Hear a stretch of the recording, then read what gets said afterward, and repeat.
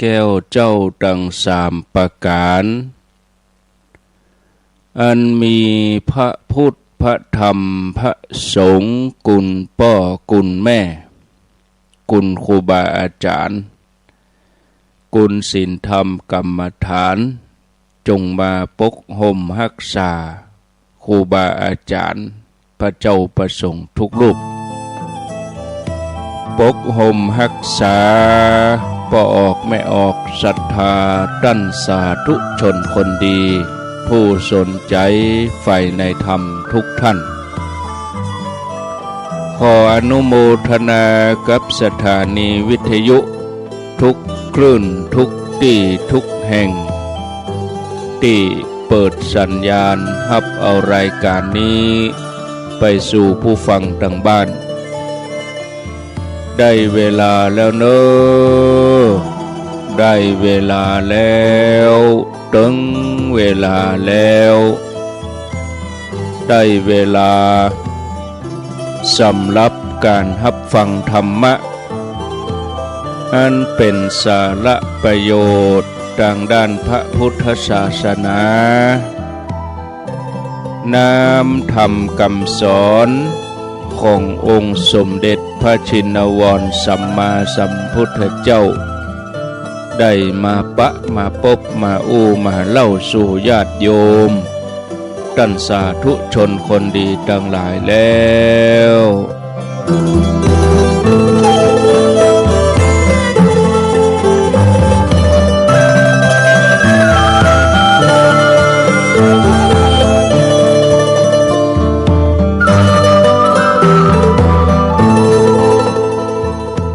ไผ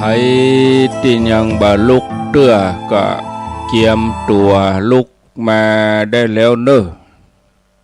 เกียมตัวลุกมาได้แล้วหลับลุกเจ้ากินพักดังปายหลับลุกควายกินพักดังเก้าลุกเจ้า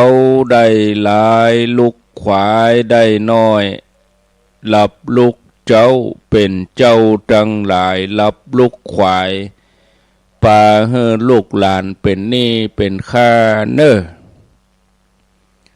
ตื่นมาเฮียเนอลุกมาเฮียเนอ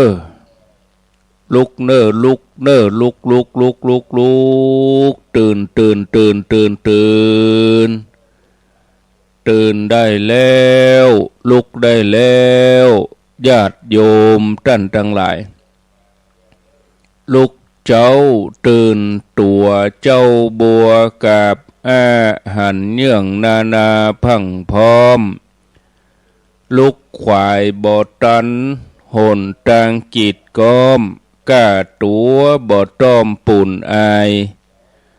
จุงเก่งเข้าไว้อย่าไปฮื้อขวายต่อหน้าสบายจำไว้เน้อเจ้าจำไว้เน้อเจ้าอรุณสวัสดิ์ธรรมะสวัสดีสวัสดียามเจ้า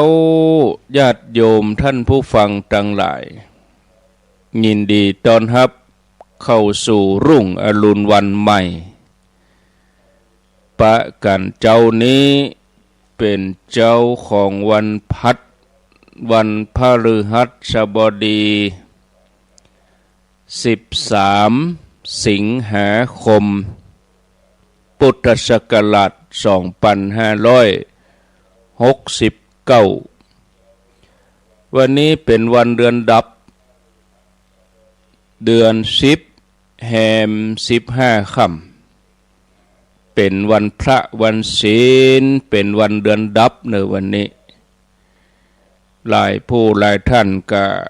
ตื่นขึ้นมาเกียมที่จะไปวัดไปวาทำบุญตักบาตรฟังเทศน์ฟังธรรมก็ผ่านมาศรัทธาญาติโยมเข้าอาสามาได้กึ่งเดือนมานี่แล้วญาติโยมท่านทั้งหลายวันเวลาล่วงเลยไปเผลอกำเดียวบ่ได้กะ เกิงเดือนแล้วเข้าภาษา แล้วสัปดาห์นี้ก็เป็นสัปดาห์กลางเดือนสิงหาคมเดือนสิงหาคมนี่มีอยู่31วันวันนี้วันที่13ก็สัปดาห์กลางเดือนเนาะวันนี้ก็วันพัดละวันพัดวันพุธวันศุกร์วันเฮกับวันเสาร์เวลานี้ถ้าเป็นวันพุธนี่ก็หมู่คณะที่เดินทางไปตานเตียนถวายเตียนก็คงจะถึงลำปางเข้าสู่เมืองแป้คงจะเข้าสู่เมืองแป้ปุ่นละเวลานี้นะเพราะว่าออกเดินทางเวลาตี 3แล้วก็ตี 4นี่รวมตัวกันที่ปั๊มน้ำมันปตท.พระบาทลำปางต่างแยกไปแป้ไปตังเด่นใจก็เลยวัดบรรพตสถิตไปหน่อยหมู่ที่อยู่ไกลก็ต้องเก่งเจ้าหน่อยหมู่ที่อยู่ไกลก็คือหมู่ตังเวียงป่าเป้าหมู่ตังฝางหมู่ตังดอยหล่อหมู่ตังเชียงใหม่ละปุนอันนี้ก็ได้เก่งเจ้าหน่อยส่วนคณะใดที่อยู่ใกล้ก็ไปสะดวกหน่อยญาติโยมตังลำปางนี่ท่านที่อยู่ตังแม่ท่านี่ก็คงจำเป็นต้องได้ย้อนมาเหียกะเนาะเนื่องจากว่าเฮานัดหมายกันตังแป้ตังเด่นใจบางคณะก็ไปตังปุ้นดีกว่ากะไปตังเถินตังตากปุ้นดีกว่ากะมันก็ดีนะมันดีสำหรับเฮาแต่สำหรับคณะอันนี้เฮาไหลหาหมู่ที่อยู่ตังเวียงป่าเป้าถ้าเฮาไปนัดตังตากมันก็ลำบากเวียงป่าเป้านี่เปิ้นเข้าวังเหนือแล้วก็มาซุบกันเข้าตัวเมืองลำปางแล้วก็มาซุบกันตัดนั้นก็รายละเอียดก็ส่งไปในไลน์แจ้งไปในกลุ่มเรียบร้อยหมดแล้วคนที่สนใจก็ฮู้คนที่สนใจก็อ่านรายละเอียดเข้าใจส่วนคนที่บ่สนใจก็พอผ่านไปบ่ได้สนใจก็มาถามมาลุ้นก็แสดงว่าบ่ได้ใส่ใจบ่ได้สนใจรอฟังกับวิทยุอันวิทยุนี่เขาจะมาประกาศรายละเอียดอย่างอันเหี่ยโมดนี่มันรบกวนเวลาก็อย่างที่บอกให้ญาติโยมนั่นน่ะคณะที่ไปเดินทางนี่มันส่วนหนึ่งแต่อันที่เปิ้นบ่ไปนี่มีนักมีหลายเปิ้นจะรำคาญหัวอย่างนั้นเขาก็มีอะไรอย่างเขาก็แจ้งกันทางไลน์แจ้งกันเป็นข้อความคนที่บ่มีไลน์บ่มีข้อความก็สอบถามกันเอาอย่างยังก็จังมันตึงอยู่ที่คนขับรถนะคนขับรถถึง40กันนี่บัดเดียวนี้เปิ้นฮู้กันหมดแล้วว่าไปจุดไหนรวมกันตั้งใดผู้โดยสารบางคนก็ใครฮู้แล้วก็บ่ได้ติดตามว่ารายละเอียดเปิ้นเนี่ยกันจะใดเปิ้นทำมันอย่างจะใดก็บ่ได้ติดตามเลยเป็นกังวลบ่ต้องไปกังวลเรื่องการเดินทางอยู่ที่คนขับรถท่านอีกก็จบเปิ้นจะไปทางใดเปิ้นจะไปถนนเส้นไหนมันก็อยู่ที่คนขับรถนั่นน่ะ เรื่องของเฮาคือปัจจุบันคือเกียมตั๋วเกียมครัวเกียมตั๋วอันนี้มันเป็นเรื่องของเฮาหรอกเรื่องเดินทางจะว่าไปรวมกันที่ไหนไปเส้นทางใดนี่มันเป็นเรื่องของคนขับปุ่นแล้ว ราะว่าคนขับเปิ่นอยู่ในกลุ่มหมดแล้วคนขับรถนี่เปิ่นคล่องตางเปิ่นหู้อันที่เรื่องของเฮาบ่ได้ใส่ใจการเดินทางไกลเฮาก็เกียมตัวเครื่องครัวนอนอุปกรณ์ยารักษาโรคเครื่องใจส่วนตัวการเดินทางแน่นี้ก็จะต้องเกียมร่มเกียมจองมันเรื่องมื้อนี้นี่มันเฮาต้องใส่ใจละร่มจองต้องเกียมไปยาส่วนตัวหมอนห้องคอว่าเฮาเดินทางไกลเราต้องมีหมอนเวลาเฮานอนในรถคอมันบ่ได้ตบไปตบมาเกียมหรือยังนี่นะวันนี้วันค่ำคือจดไว้เขียนไว้เป็นอย่างที่จะได้เกียมก็เอาใส่ไว้รถ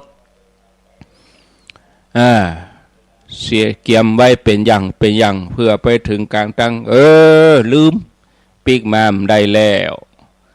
ไปจัดไก่แล้วมันเป็นอย่างอีกก็มีทางที่ดีคือเกียมไว้วันนี้เกียมไว้วันนี้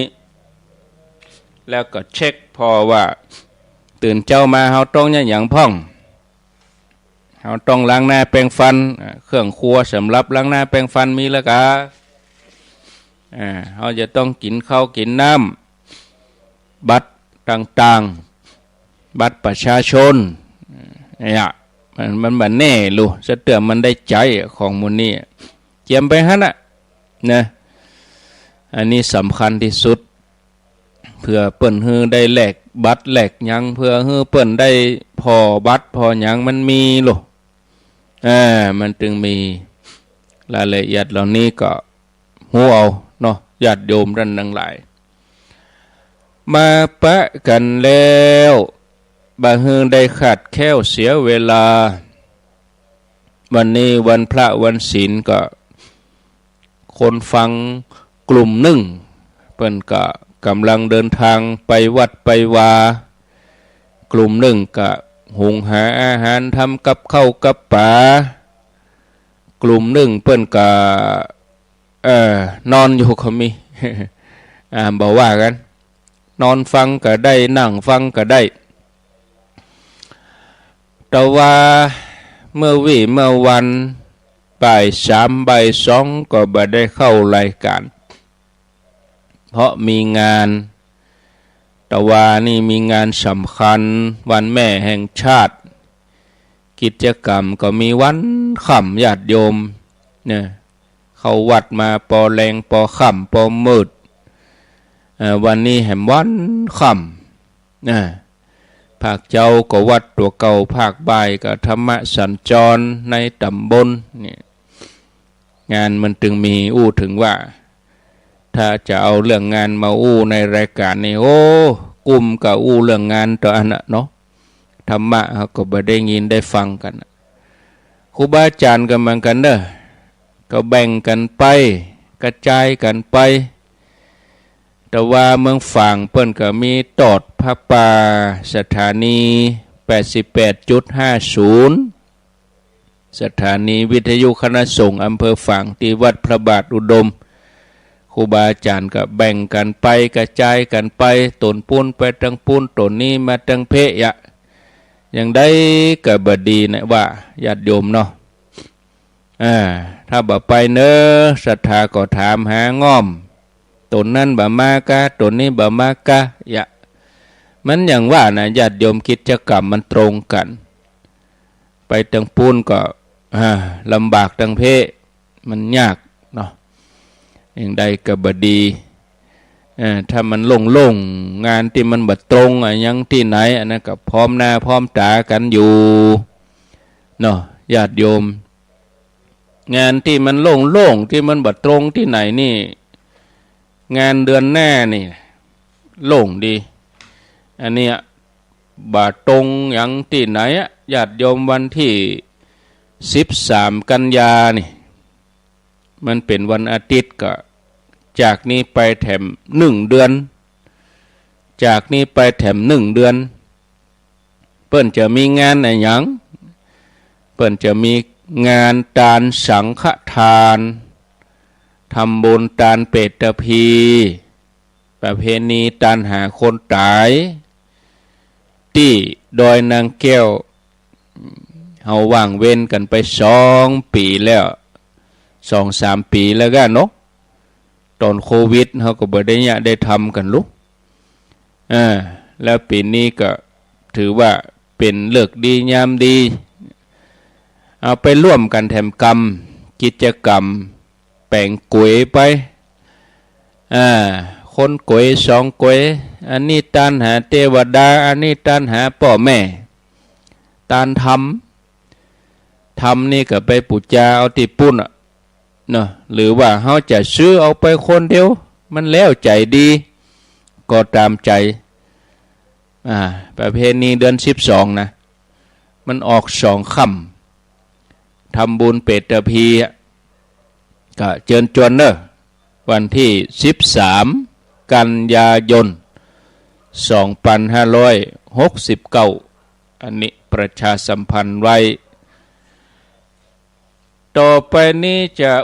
ถึงสาระธรรมะสาระธรรมะวันนี้ในหัวข้อเรื่องความบัดเตียงแล้วก็หัวข้อเรื่องความพอดีความบัดเตียงกับความพอดีท่านผู้ฟังญาติโยมท่านสาธุชนทั้งหลายในโลกแก่นนี้ยังพอบาหันว่าจะมีอันอย่างจีรังยั่งยืนอยู่ยืนยงคงกระพันมีอันอย่างเป็นอมตะพ่องนี่มันบ่มีบ่ว่าคนบ่ว่าสัตว์สิ่งของมันต้องเปลี่ยนแปลงจากวัยน้อยเป็นละอ่อนน้อยมาเป็นคนหนุ่มเปลี่ยนเป็นคนแก่ไก่หนุ่มก็เป็นไก่แก่รถใหม่ก็เป็นรถเก่าคนสัตว์สิ่งของต้องเปลี่ยนแปลงมันหยุดกับที่บ่ได้บ่ใช่เฉพาะรูปร่างหน้าตาบ่ใช่เฉพาะผิวพรรณวรรณะที่มันเปลี่ยนแปลงแม้แต่จิตใจของคนสัตว์ทั้งหลายก็เปลี่ยนแปลงมันบ่หยุดอยู่กับที่คนที่เคยมันก็กลายเป็นคนขี้ข้านคนที่เคยใจกว้างก็มากลายเป็นคนใจแคบสัตว์ที่เคยดุร้ายก็กลายเป็นสัตว์ที่หูกรรมนี่ท่านผู้ฟังมันเปลี่ยนไปตามกาลเวลาหนทางพิสูจน์มาการเวลาพิสูจน์คนอนิจจาวัฏสังขาราสังขารทั้งหลายมันบัดเที่ยงถ้าเฮาทั้งหลายหูเต้าหูตันอย่างอี้ถ้ามีอันอย่างเปลี่ยนแปลงก็ให้เฮาเข้าใจว่าอันนั้นมันเป็นธรรมดามันเป็นธรรมดาของโลกเฮาจะได้บ่ต้องสะดุ้งตกใจเสียใจบางคนก็บ่ได้กึดบางคนบางทีก็กึดบ่ตันเวลาเกิดมีอันอย่างเปลี่ยนแปลงไปในทางที่บ่ดีก็เศร้าโศกเสียใจเนาะน้อยใจจมบนพ่ำเพ้อบ่น่าเลยกึดบ่ถึงน่ะนึกบ่ถึงว่าจะเป็นอย่างนั้นอย่างนี้ความจริงแล้วว่าไปตามกฎธรรมชาติมันเป็นธรรมดาว่ามันต้องเป็นอย่างนี้แต่เฮาไปยึดมั่นถือมั่นเฮาเข้าใจว่ามันเป็นของจีรังยั่งยืนมันเป็นการฝืนน่ะมันเป็นการฝืนเพิ่นนะนี่มันฝืนธรรมชาติอันนั้นญาติโยมเฮาจะต้องฝึกหัด ฝึกจิตฝึกใจฝึกความคิดตัวเก่าแถมใหม่ว่าอนิจจัง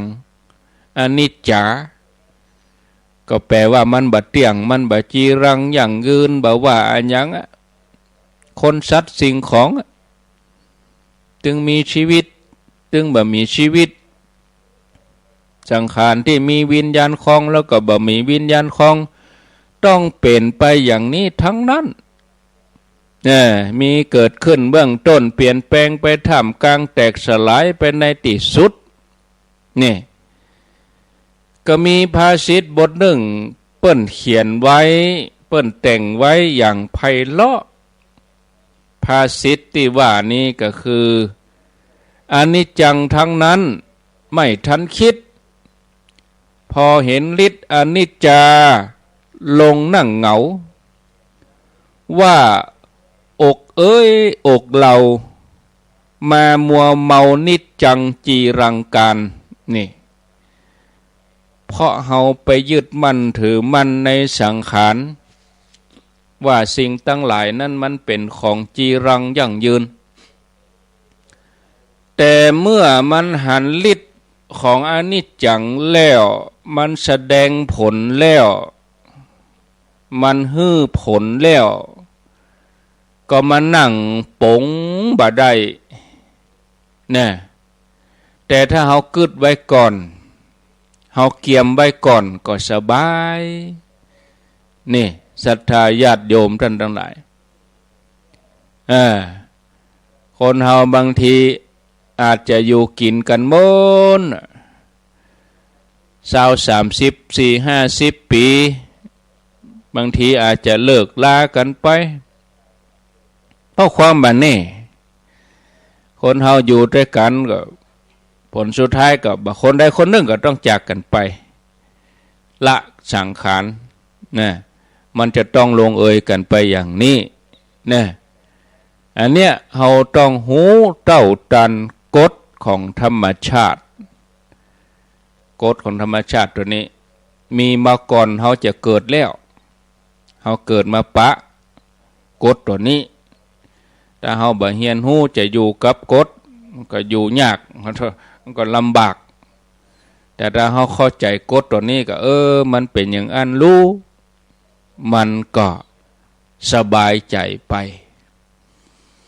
อันนี้คือความบ่เที่ยงความบ่แน่นอน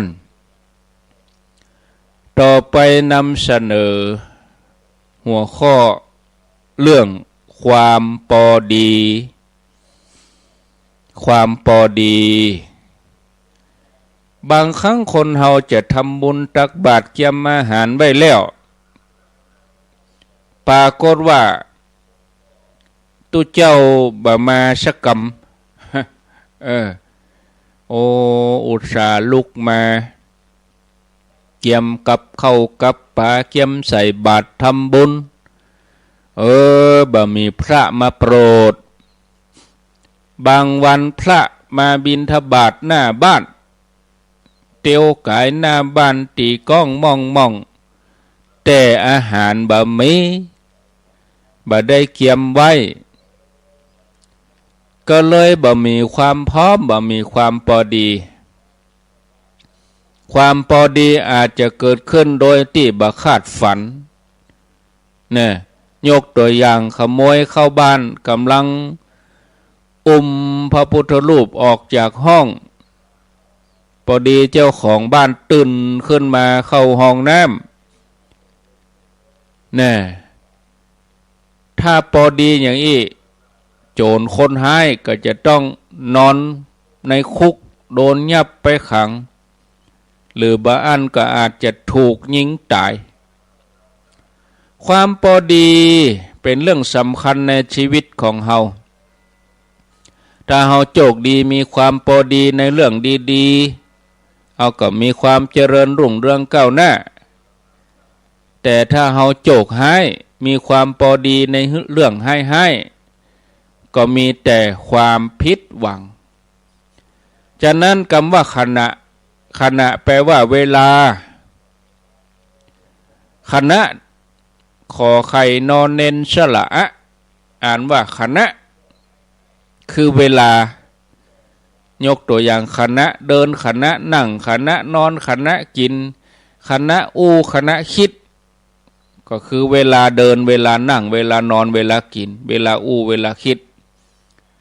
มันจะเกิดขึ้นในขณะนั้นยกตัวอย่างขณะที่เฮากำลังยืนอยู่เวลาที่เฮายืนอยู่มีคนห้ายมีโจรแอบเอาปืนมายิงแต่บังเอิญขณะที่โจรคนห้ายกำลังเกียมกำลังเกียมจะเหนียวไก่คนที่ยืนอยู่ก็บังเอิญต้าวบังเอิญก้มลงเก็บอะไรอย่างตกลงก้มลงเก็บโจรปืนยิงพอดีลูกกระสุนมันก็ฉลบไปกายไปบรรทุกเฮานี่คณะนี่เนี่ยศรัทธาญาติโยมเปิ่นว่าความพร้อมเนี่ยความถึงพร้อมแห่งคณะหาได้ยากความถึงพร้อมแห่งคณะมีพระบาลีรองเล่าว่าทุลภาคณะสัมปัตติความถึงพร้อมแห่งคณะหาได้ยากความถึงพร้อมแห่งคณะนี่เฮาห้องกันง่ายๆห้องกันสั้นๆนั่นคือความบังเอิญเนี่ยยกตัวอย่างเฮาไปในตรอกซอยเปลี่ยวที่มีลักษณะมืดขณะนั้นมีคนให้2 คนให้2 คนนี่ก็พรวดพลาดเข้ามาเอามีดมาจี้บังคับให้เฮาส่งกระเป๋าให้บังคับให้เฮาถอดแหวนสร้อยคอในกระเป๋าก็มีเงินอยู่หลายหมื่นโดนจี้ลูกขณะที่เฮากำลังส่งกระเป๋าให้คนให้พอดีมีรถสายตรวจเข้ามาเลี้ยวเข้ามาที่ตรอกซอยนั่นพอดีคนให้ก็สะดุ้งตกใจล่นหนีเฮาก็ดีใจว่าโอ้อันเนี้ยบังเอิญตำรวจมาตันมาอ่านหมดตัวนี่ท่านผู้ฟังเรื่องอย่างนี้ในศาสนาเฮาบ่ถือว่าเป็นเรื่องบังเอิญแต่เปิ้นฮ้องว่าเป็นผลบุญเป็นบุญบันดาลที่ฮือตำรวจที่ฮือคนมาปะมาชุบตัดพอดีนี่ท่านผู้ฟังญาติโยมฉะนั้นถ้าทำความดีหรือว่าบุญอันเป็นเหตุไว้ก่อนเมื่อถึงเวลาถึงคณะบุญนั่นฮือผลบุญนั่นก็จะดลบันดาลบ่ใช่เป็นเรื่องบังเอิญมันเป็นเรื่องบุญบันดาลทำนองเดียวกันตรงกันข้ามถ้าเราทำบาปทำกรรมไว้บุญบาปก็บันดาลให้เกิดเหตุให้นั้นได้เหมือนกันนี่ญาติโยมอันนี้ฝากไว้เป็นสาระธรรมะเป็นหัวข้อธรรมที่มานำเสนอท่านผู้ฟังทั้งหลายได้รับฟังในเจ้าวันนี้พอละเนาะพอสมควรแก่เวลาบัดนี้5:40แล้วไผที่ยังบ่ลุกเตื้อก็ลุกมาได้แล้วเนอะตื่นมาได้แล้วลุกมาได้แล้วลุกเนอะลุกตื่นได้แล้วลุกได้แล้วหลับลุกเจ้ากินพักตังปายหลับลุกควายกินพักตังเก้า ลูกเจ้าได้หลายลูกขวายได้หน่อยหลับลูกเจ้าเป็นเจ้าตั้งหลายหลับลูกขวายปาเฮอลูกหลานเป็นนี่เป็นข้าเนอตื่นมาเฮียเนอลุกมาเฮียเนอลุกเนอลุกเนอลุกตื่นตื่นได้แล้วลุกได้แล้วจะ6 โมงแล้วกำเดียวรายการต่ออัตมภาพนี่ก็เป็นรายการของตุลุงดอยหลวงปู่พระครูปฏิภาณธรรมทินเนี่ยวัดพระธาตุม่อนจอมพอเป็นประจำทุกวันพัดเวลา6 โมงถึงเวลา7 โมงแล้ววันพุธนี่ก็รายการก็ยังคงปกติเหมือนเดิมวันพุธวันศุกร์วันพุธก็ตุลุงแดงเนาะส่วนตมาเขาก็คงเดินทางไปจัดไก่ละ6 โมงนี่ก็ปุ่นละกะแม่อุตรดิตถ์ปุ่นละกะเข้าเมืองแปรกับจะเข้าอุตรดิตถ์ปุ่นละกะเนาะเวลาหมกอีนะเอาละมาอ่านรายชื่อเหียน้อยเปิ้นหอมมาจะได้ยินได้ยินกาอย่างใดกับบ่ฮู้เตื้อไปวัดปุ่นละกะพ่อป่าแม่4,000คำจันทร์พร้อมลูกหลานบ้าน2 แควทำบุญถวายทานเตียนจำนวน300 บาทศรัทธาบ้านดอนใจยางคามบ้านดอนใจยางคามนี่ตั้งแต่คืนวันไปเต็ดทำศพแม่อุ้ยคำโหโมอายุ96 ปีละโอ้โหเหมือนนักแกอันนี้เปิ้นฝากมาศรัทธาก็ฟังอยู่เนอะบนว่าอันนายประเสริฐนางสุพินบ้านใหม่หนองหอย100 บาทป่อเดี๋ยวกันเนอป่อน้อยมีแม่ดีอินตุนบ้านดอนใจแม่คำแปงดวงวิโรธทำบุญถวายเป็นก้าเดินทางท่านอาจารย์ครูบาอาจารย์ไปแสวงบุญตานเตียนเอาบุญมาฝากด้วยเนอขอให้เดินทางปลอดภัยนางคำสุภาห้วยหักไม้นางสาวสุทธินันใจมูลบ้านห้วยหักไม้ป่อสีมาถาเขียวนางสมพรรัตนังป่าเมือดแล้วก็ไพแทมแม่สุทิศพรกันทิยะบ้านปักทางเจริญ200 บาทตานเฮือปอเป่งแม่เปาหมดแล้วต่อไปก็เป็นรายการปอนเอาปอนเนอสัปปิติโยวิวัชชันตุสัพพะโลโกวินัสสันตุมาเตภวัตวันตรายโยสุขิธิคายุโกภวะอภิวาทานะสีลิสะนิจังวุธาปจายิโนจัตตาโลธรรมาวัฏันติอายุวันโนสุขังปะลังเอาละสบายอกสบายใจม่วนอกม่วนใจแล้วก็เดี๋ยว6 โมงก็จะลงศาลา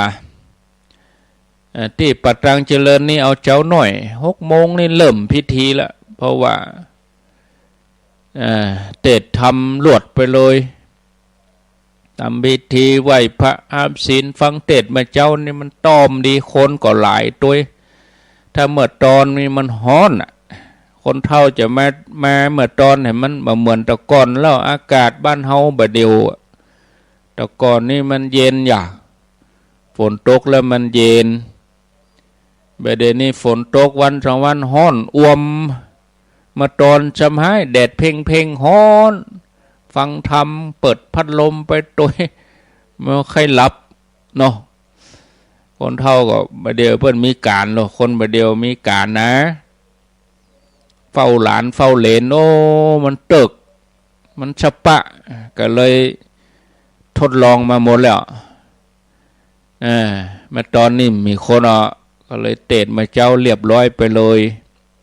7 โมงครึ่งนี่แล้วหมดเลิกวัดหมดได้ฟังเตดฟังธรรมอย่างแล้วหมดเรียบร้อยหมดไปเลยมาตอนก็ไปต่างคนต่างมีขานทุกเช้าก็มีการจัดทาก็มีการเนาะก็แล้วแต่บริบทแต่ละที่แต่ละท้องถิ่นแล้วแต่บริบทแต่ละท้องถิ่นนะญาติโยมท่านทั้งหลายพอเวลาแล้วก็เหลือแถม14 นาทีเหลือเวลาแถม14 นาทีก็มาประชาสัมพันธ์เน้นย้ำงานที่จะเกิดขึ้นแถมเดือนไปตั้งหน้านี่แถมกรรมงานอะไรอย่างงานที่จะมีไปแถมเดือนไปตั้งหน้านี่ก็เมื่อวันที่9แต่ว่าวันศุกร์นี่ครูบาอาจารย์เพิ่นก็ประชุมกันปรึกษาหารือกันที่ม่อนพระศรี2 เมืองม่อนพระเจ้าศรี2 เมืองดอยนางแก้วมีหลวงปู่ดอยพระครูปฏิภาณธรรมทินเป็นประธาน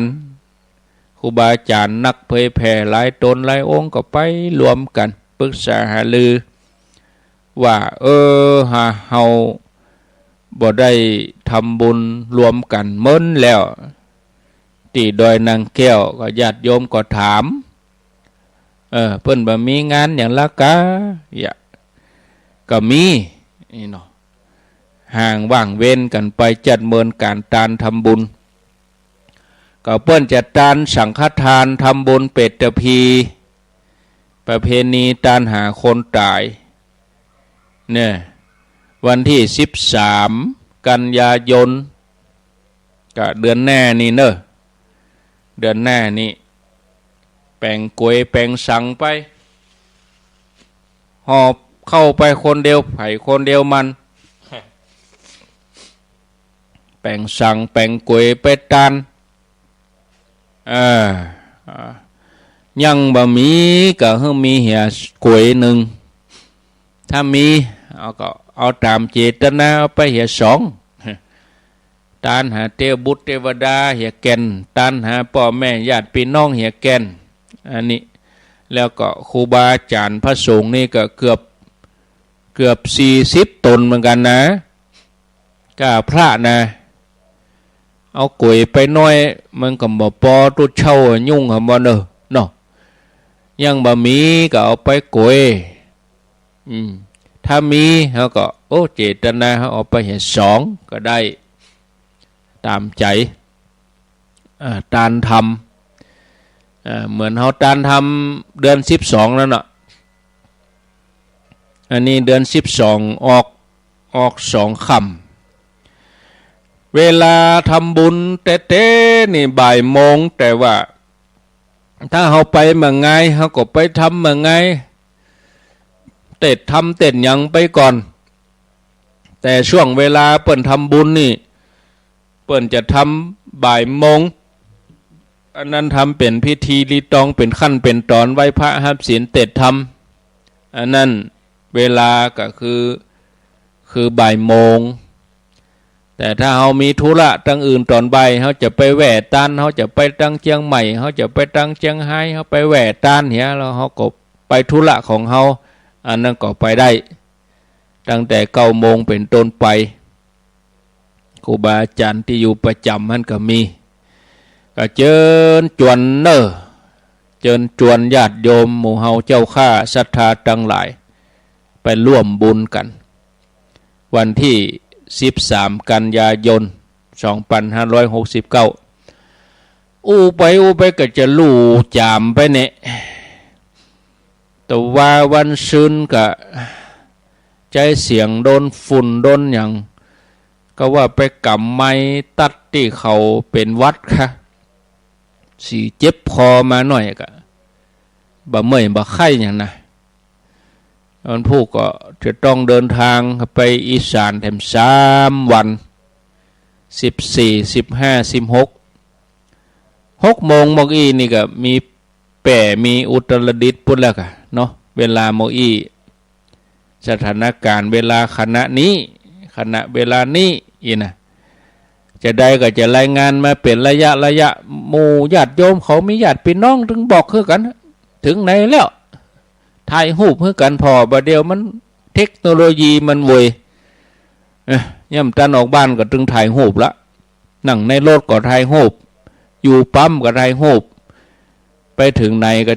โทรบอกคือกันอย่าถึงหู้ข่าวกันหมดประเด็นนี้เนาะไปถึงที่ไหนเป็นตังใดมันพอเอาเฟซเอาไลน์มันถึงออกมาฮันโลนะ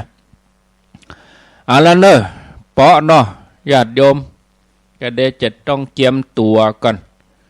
เกียมตัวที่จะลงศาลา